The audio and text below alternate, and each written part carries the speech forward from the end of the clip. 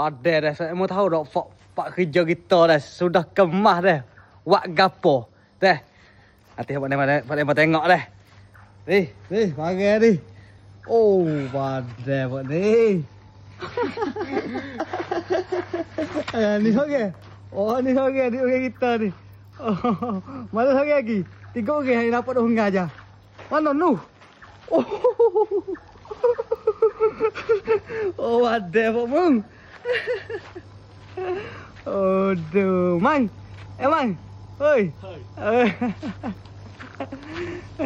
Sudah kemah ni. Oh, nak terai lebih dah kemah. Sudah kemah lah. Kita malah tak urat sakit urat. Tengok ni orang kita. Oh, bagai. Aja. Apa ni aku nak post TikTok boleh ni? Boleh tak? Boleh post Bang? Oh, boleh ni. Mana? Oh, lah. Kedah set demo aku mana tu? Cuba komen mari kedah set demo. Tempat buat demo. Tapi kita malah, kita takut sakit urat. Kita teradah, kita sakit urat. Mana kau tu Jah? Jaga tu mana hok ni? Mana? Hok kak tu. Oi. Mai belakang kedah. Mana tepung? Ada. Mana tengok? Ni. Oh, tengok. Jadi. Pusat ke mana tu? Apa ikut dia? Kopong lah.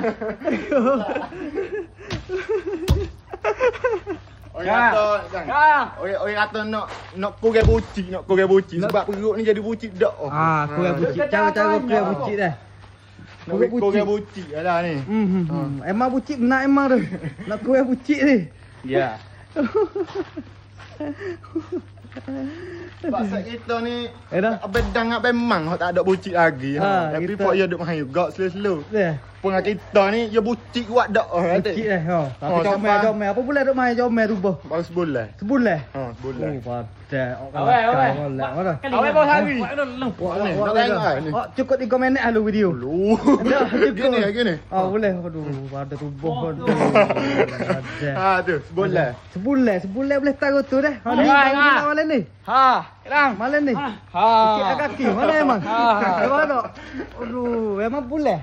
Memang bulan. Pak hari. Tengah jam.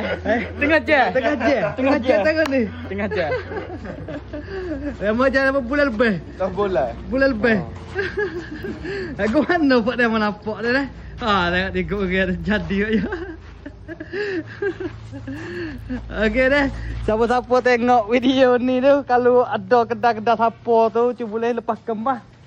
We ada taruh ni apa dah ni? We ada taruh ni. Ni. Tengok Pak Bok kita. Tapi kita nak main kok, nak main. Lepas ni kita main hok mo kita. Hidup oyak aku orang, hidup oyak tu aku tak main. Malu kau orang ni. Hidup oyak lah. Kita nak main lepas ni kita pun nak ikat juga.